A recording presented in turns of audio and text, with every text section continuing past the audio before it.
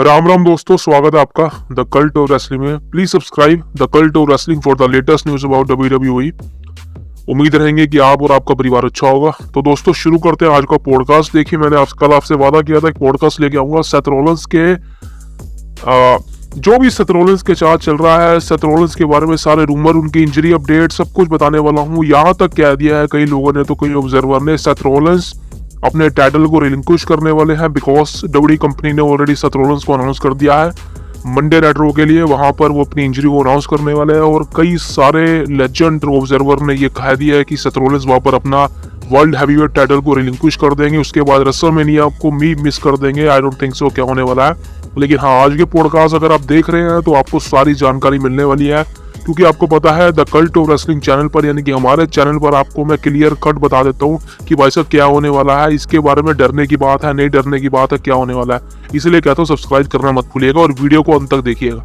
देखिए दोस्तों, सबसे पहले बात करते हैं सेथ रॉलिंस की प्रॉब्लम क्या है। देखिए दोस्तों, सेथ रॉलिंस की प्रॉब्लम पिछले कई महीनों से है, उनकी बैक इंजरी, और इसी इंजरी के साथ वो हमेशा परफॉर्म करते हैं। करीबन 1 साल से वो इसी इंजरी के साथ जूझ रहे हैं, परफॉर्म कर रहे हैं। टाइटल उन्होंने जीता है और ये इंजरी की सर्जरी उनको पहले करवानी थी मनी इन द बैंक जब प्रीमियम लाइव इवेंट था उसके वक्त, लेकिन उस वक्त इन्होंने टाल दी बिकॉज डॉक्टर्स ने कहा था कि हाँ, कुछ दिन तक इसको डिले किया जा सकता है, कुछ महीनों तक और किया जा सकता है। तो सेथ रॉलिंस ने भी कहा ठीक है, बिकॉज आप समझ सकते हैं कि बैक इंजरी, रेंडी ऑर्टन को भी बैक इंजरी थी, उसके बाद रेंडी ऑर्टन को 1.5 साल लग गया वापिस आने के लिए। तो सेथ रॉलिंस के साथ भी यही चीजें होती, इसलिए सेथ रॉलिंस ने, उस समय सेथ रॉलिंस चैंपियन भी थे, इसलिए सेथ रॉलिंस की रिंग लंबी थी और उसको रेसलमेनिया तक खींचने के लिए, बिकॉज आप जानते हैं कि रेसलमेनिया वो स्टेज होता है जहाँ पर एक नई बिगिनिंग होती है और पुराने सी चीजें खत्म हो जाती हैं। तो वही चीजें सेथ रॉलिंस को करनी थी, रेसलमेनिया तक टाइटल को होल्ड करना था, और जो वो कर भी सकते हैं, अभी तक करते आए हैं वो। लेकिन प्रॉब्लम वही है कि हर मंडे नाइट रॉ के एपिसोड में सेथ रॉलिंस को डालना, उनको टाइटल मैच लड़वाना, मतलब इतने डिफेंडेंट करा दिए उनको, मुझे समझ नहीं आता। आप रोमन रेंग्स को सेफली बचाकर चलते हैं, आप रिया रिप्ली को सेफली बचाकर चल रहे हैं, इवन गुंथर को भी आप सेफली बचाकर चल रहे हैं, बट सेथ रॉलिंस को आप कभी ड्रू के साथ मैच लड़वा रहे हैं। हर इवेंट में वो बंदा मैच लड़ता है, हर रो के लाइव शो में आफ्टर, यानी कि रो खत्म होने के बाद भी वो मैच लड़ता है, समझ रहे हो आप। और हर डब्ल्यूडब्ल्यूई कंपनी के लाइव इवेंट्स में वो लड़ता है, होता है, टाइटल डिफेंड करता है। करीबन भाई साहब कितने डिफेंड कर दिए उस बंदे ने, तो इतने ज्यादा टाइटल डिफेंड करवा रहे हो आप, और एक मेन टाइटल होल्डर को। सेथ रॉलिंस कोई छोटा बड़ा सुपरस्टार नहीं है, इस biggest superstar, world heavyweight champion है आपका।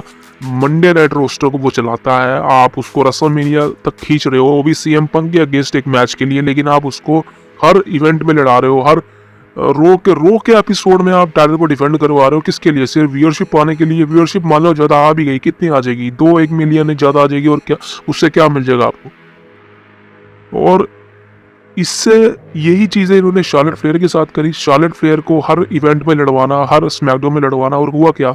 शार्लेट फ्लेयर इंजर्ड होगी। अब सेथ रॉलिंस के साथ भी डराने वाली चीजें हुई हैं। सेथ रॉलिंस की, मतलब समझ सकते हो, नी में इंजरी होगी, और आप समझ सकते हो कि सेथ रॉलिंस को नी इंजरी से उनका पास्ट कैसा रहा है। और 2015 में भी सेथ रॉलिंस को नी इंजरी हुई थी एक लाइव इवेंट में। उसके बाद आप जानते हैं कि 6 महीनों तक सेथ रॉलिंस गायब से, टाइटल को रिलिंक्विश करना पड़ा था। वही कंडीशन अब बन रही है, टाइटल को रिलिंक्विश करना पड़ सकता है। अब देखिए दोस्तों, अगर मैं अपने थॉट बताऊं तो पर्सनली मैं नहीं मानता कि इस समय डब्ल्यूडब्ल्यूई कंपनी उस पोजीशन पे है कि वो सेथ रॉलिंस से टाइटल को रिलिंक्विश करवाए और एक वेकेट बना दे टाइटल को। उसके ऊपर मुझे नहीं पता क्या इम्पैक्ट पड़ेगा, बिकॉज सब बदल जाएगा। सीएम पंक रॉयल रंबल नहीं जीतेगा, because CM Punk Seth Rollins का रेसलमेनिया में मेन इवेंट तय है, और ये वर्ल्ड हैवीवेट टाइटल का था। लेकिन अगर सेथ रॉलिंस को रिलिंक्विश करना पड़ सकता है, तो मुझे नहीं लगता कि सीएम पंक वजह सेथ रॉलिंस होगा रेसलमेनिया में। इसका मतलब है कि रॉयल रंबल में सीएम पंक नहीं जीतने वाले, कोई और ही जीतेगा, और आई थिंक जो भी जीतेगा वो वेकेट टाइटल को चैलेंज करेगा रेसलमेनिया में, बिकॉज कोडी रोड्स का रूमर इस पे जाना तय है, उसका तो कोई लेना देना है ही नहीं। अब चीजें यहाँ तब आ सकती हैं जब सेथ रॉलिंस वाकई में ये चीजें, मतलब एक होता है कि स्टोरी लाइन होती है जिससे हमने कई चीजें देखी, बिकॉज रे मिस्ट्रियो, आपको पता ही होगा, रे मिस्ट्रियो इस समय गायब है डब्ल्यूडब्ल्यूई कंपनी से, और उसको एक ऐसा इंजरी दिखाया इन्होंने, लेकिन वो एक स्टोरी लाइन है, उसको एक सर्जरी करवानी थी जो वो करवा भी चुका है। लेकिन same goes to Seth Rollins, यहाँ पर सब चीजें असली हैं। और लास्ट में जिंदर मोल के मैच के अगेंस्ट सेथ रॉलिंस को जो भी हुआ है, अभी कोई बड़ी अपडेट तो सामने नहीं है ये कि जिसको लेके ये कह ही दिया कि सेथ रॉलिंस जो है टाइटल को रिलिंक्विश करना पड़ेगा, देन फिर समझ सकते हो आप। लेकिन अगर मैं अपने थोड़ा बताऊं तो मैं बिल्कुल नहीं मानता कुछ भी चेंज नहीं होने वाला। और WWE कंपनी का ये हमेशा से तय है, plan subject to be change, card subject to be change. लेकिन अभी के हिसाब से रेसलमेनिया की जो रोड है उसके बीच में ये सब करना रिस्की है। और ट्रिपल एच को भगवान बुद्धि दे, ऐसी हरकतें वो ना करे। लड़वाना है तो रोमन इसको लड़वा हर इवेंट में, लेकिन आप सेथ रोलेंस, और सबसे बड़ी बात है सेथ रोलेंस कैसे हाँ कर रहा है कि मैं लड़ूंगा। अब तक मुझे लगता है कि सेथ रोलेंस की पोजीशन इतनी तो बनी गई होगी WWE कंपनी में कि वो अपने फैसले खुद ले सके। क्या मैच लड़ना है, क्या लड़ना है, भाई साहब अपने शरीर को देख। चीज़ें कहीं ना कहीं वाहियात होती जा रही है। और booking is one of the reason कि सेथ रोलेंस को इंजरी हुई है। और सही बताऊँ तो जिंदर महल में सेथ रोलेंस का मैच करवाने की कोई ज़रूरत नहीं थी, कोई भी ज़रूरत नहीं। बिकॉज आप रेसलमेनिया में चल रहे हो, आप इतना एक ऐसा मैच करवा रहे हो जिसकी कोई नीड नहीं है अभी। और सही कहूँ कितने लोगों ने उस मैच को देखा होगा, इवन मैंने तक नहीं देखा। क्लियर कट है यार, ऐसा मैच क्यों करवाना। चलो अगर मैच करवाना भी तो रॉयल रंबल में करवा दो यार। तो सेथ रोलेंस का अभी देखा जाए तो कुछ भी ज़्यादा फिक्स नहीं है, लेकिन आपको वेट करना पड़ेगा मंडे नाइट रो में। बिकॉज वहाँ पर सारी चीज़ें क्लियर होंगी कि सेथ रोलेंस का फ्यूचर क्या होने वाला। बिकॉज WWE कंपनी एडवर्टाइज तो कर रही है कि सेथ रोलेंस आएंगे, वहाँ पर अपने फ्यूचर को एड्रेस करेंगे। एंड चीज़ें कहीं ना कहीं भाई साहब और फैलेंगी। और इसके बारे में डीपली जानने के लिए तो भाई साहब अभी कहीं भी जाना पॉसिबल नहीं है, बिकॉज आपको रो देखना पड़ेगा। और आई थिंक किक ऑफ में ही सेथ रोलेंस को आना पड़ेगा और वहाँ पर अपना जो भी बताना पड़ेगा इंजरीज से रिलेटेड कि वो क्या प्रॉब्लम है, किस प्रॉब्लम में वो है, वाकई में जो इंजरी है वो रियल है, और क्या जो हम सोच रहे हैं टाइटल रिलिंक्विश वो होगा या नहीं होगा। बिकॉज मैं तो नहीं मानता, और इतनी बड़ी कोई इंजरी है भी नहीं जितना दिखाया जा रहा है। बिकॉज आप जानते हैं कि आज के समय में सोशल मीडिया पर जरा सी चीज़ करो वो एक बवाल बन जाती है। सो मैं नहीं मानता कि सेथ रोलेंस की इंजरी काफ़ी बड़ी है, और टाइटल छोड़ने की अभी तो नौबत नहीं आएगी। तो अभी भी आप मान के चलो और क्लियर मान के चलो, CM पंक रॉयल रंबल को जीतेंगे, सेथ रोलेंस को चैलेंज करेंगे रेसलमेनिया में for the world heavyweight championship. और ये मैच अभी भी ऑन द कार्ड होगा और मेन टेबल पर होगा। सो अभी तक ऐसा कुछ देखने को सामने नहीं आया कि सेथ रोलेंस जो है टाइटल को रिलिंक्विश करेंगे, छोड़ेंगे। सो बेफिक्र हो जाओ अभी, बिकॉज मैं कह रहा हूँ अगर आप हमारे सब्सक्राइबर हैं तो बेफिक्र हो जाओ, कोई दिक्कत नहीं है।